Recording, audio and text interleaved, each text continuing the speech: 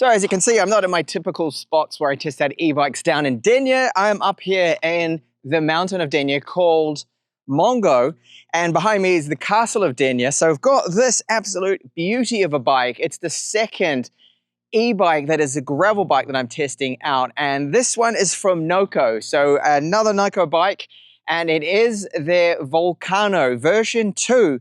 So what we have is an updated frame geometry that it does improve the riding dynamics, a carbon front fork now, and the group set on this that we've got is Shimano. So it is the GRX brakes as well, hydraulic 160mm, and it's all packaged into a very stealthy looking e-bike because it really doesn't look like an e-bike. A couple of people have commented on this and said that they didn't realize it was an e-bike because of the style of the frame. The battery, which is from Samsung, is located in the frame. You can get a range extender for it to double your range, and it's only just 13.5 kilos. That is without the kickstand, which is optional. I have it here because it's a bit difficult to make these videos having to hold the bike the whole time or prop it up with something.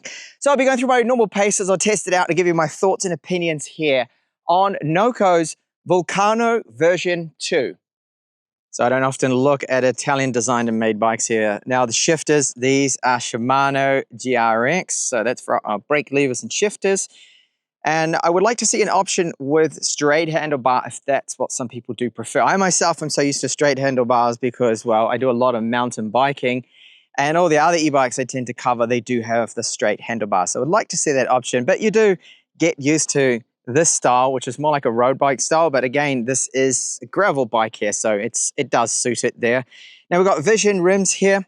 So these are 700C wheels, and the tires, they are 700C by 38, and they are from Vittoria. Now they're Torino dry, so they are specifically designed for this, for gravel bikes. And you can see the tread pattern. There's not actually a lot of depth to the tread in the middle at all, which put me off in the beginning. And I thought, oh, you know, they're looking like they're almost going to be bald and not last too long.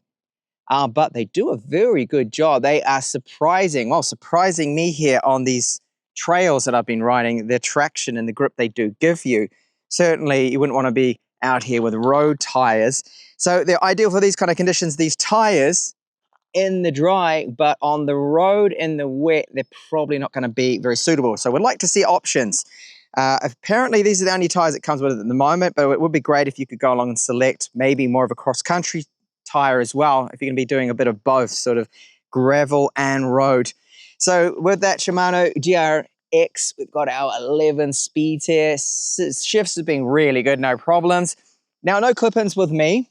They come with these pedals right here, but of course you put your own pedals on there and clip-ins won't be an issue. Seat post locked into place. It's an alloy frame, so aluminium frame here, but carbon front fork. That's one of the design changes or material changes here. And they have tweaked the frame a little just to improve the riding dynamics. But I think it looks like a great bike. One of the best I think that I've covered, and I really love it in this metallic red. To me, it's more like a Ferrari kind of red, which suits this being an Italian bike. So I got 160mm Shimano GRX hydraulic disc brakes. They work really well. And no quick releases here. Now note that the kickstand, yeah, that is something I put on. It is optional. So if you just get the bike, it won't come with it. Make sure you do get that if you need it. I would opt for it. It just makes life a little bit easy, but of course it is going to add a little bit more weight to the bike. Now, if you look at the bike, you see, hang on, there's no screen here. And that's one of the things that makes this very stealthy for an e-bike, is that all you have here that kind of gives it away is this here. So that is our little toggle, our switch there. There's different colors. So green, that's off. So you're just in your normal mode with no assistance. And then you get 4 pedal assist levels with different colors there. So that is the giveaway there that we do have, in fact, an e-bike, and it's just that. Now you can, with the FSA application, use your mobile phone to give you then a screen with riding information. Now the battery, which is located in the frame, now this is using Samsung cells at 7 amp hours, 252 watt hours this battery, and give you a range of, well, in my testing, real world, range of around about 70 kilometers. Before I get onto the ride test, I'll just point out here the price. So 2,500 euros at the time of this video. Yes, it's a little bit more pricier than the typical e-bikes I do cover in the channel. However, you are getting Italian design here and built. You're getting those brand components. So while it is more expensive, you're definitely getting your money's worth with this bike. Now, there is an option for our gears. The 11-speed GRX, Shimano GRX that mine came with, could be swapped for SRAM. If you prefer SRAM, you can select then the Apex for this bike. And you can see we have the options there with colors. I have the red version, there's a black, there's a green, and a gray. All of the colors look really nice, but I think personally it's the best in the red with this particular bike. Now, there was a welcome kit that I did get included too. Now, this gives us the Beeline Velo 2, so it's a little bike computer that has navigation and tracking on the screen. Really nice to get this. A Garmin e-bike remote, so we can control those pedal assist levels from this and not have to push the button in the middle of the frame there. Lithium grease, a bow reflectors, front headlight, rear tail light, the range extender. So this is a fantastic option for those of you out there that want to cover massive distances. So you want to double your range. So you take it from 100 kilometers up to now 200 kilometers range with this. It simply screws into where the bottle holder is and plugs into the frame of the bike. And then you've just doubled then your range. So this is a really good option to have for those that need it. So this video is a little bit different, of course, as you saw from the intro, up in the mountains here. I'm in its natural habitat here for our Volcano version 2 because it's gravel roads and not as smooth as I would like them to be here. A perfect spot to be testing out the bike nevertheless. And a bit of a climb here. So those tires, as I pointed out, I'm not too happy with the amount of tread you get for a brand new tire. However, I got to give them credit where due. They seem to have plenty of traction in this kind of environment. That's what they are designed for. So the pedal assist levels, as I walked you through that, we've got off, which is green, and then the 4 different levels, and they categorized with different colors. So riding along now, plenty of torque here, 42 Newton meters from our 250 watt motor. Maximum speed is assisted up to 25 kilometers per hour. And I can easily, with the speeds, the gear setup on this, easily ride around 35 on the flat. So not even touching that battery, of course. So getting along to this part here, which is smoothing out a little. The bike goes really well. Feels very nimble, agile, doesn't really feel like an e-bike at all. Thanks to that light weight of 13.5 kilos. And just effortless going along here. Now the gears, the changes have been very good. No problems with them. Good alignment from the factory out of the box there.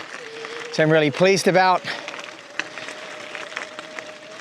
And because we've got no suspension, you do feel the little bumps and things. But the gravel, what it's designed for, really does handle it well. Being a gravel bike, it does really feel at home here. So these tires, this is where you see their strength in that tread design and that pattern they do have. And this is just effortless. So going up, not a super steep climb, but this is probably about 15 degrees or so. It is really effortless. I'm in pedal assist level number 2, by the way. So I put it into the top mode, which is red. And yeah, you feel that torque there. And into green now. So completely off. And get into a lower gear. So climbing up this with no assist from the motor, fine, I can do this.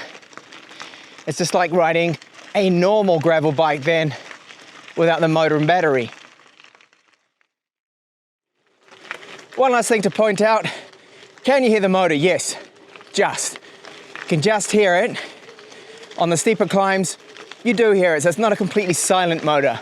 So downhill now, good speed, good stability, thanks to the lightweight of the bike. It does feel very nimble, very agile in the descent. I just got to remember, I don't have suspension here for little bumps like that. I'm used to riding this particular trail with a full suspension, 29-inch mountain bike. So yes, I'm noticing that difference. And this bike, of course, feels so much faster on the flat spots and the more compacted areas of gravel, especially. Overall, what a fantastic bike. If you do a lot of gravel riding, so you're on gravel trails like this, you don't tend to stick to the road, then this, I think, is the e-bike to get, the e-bike for you. Fantastic weight, 13.5 kilos, 42 Newton meters of torque, top speed 25 kilometers per hour assisted, and 250 watts. So that's all legal there, of course. And you've got a space for your bottle holder right here, range extender if you need that. And to talk about the range, it's very similar to the urban bike I reviewed for them. So you're looking about realistically 70 kilometers, 65, 70 kilometers, depending on how often you do ride over 25 kilometers per hour, because the motor here, the 250 watts, is only going to assist you up to 25 kilometers per hour. So if you go over that a lot, then you're not going to be using that battery at all, and you will extend your range. Now, great components on it. We have a Grinta on it, the FSA Shimano, and it is the GRX. The braking performance has been fantastic from those 160mm hydraulic disc brakes. My only complaints are just two very minor things. I wish we could choose a straight handlebar and select different tires if you wanted to be like riding on the road a bit more, get something a little more cross-country. So that's my take on the NOKO Vulcano version 2. Thank you so much for watching.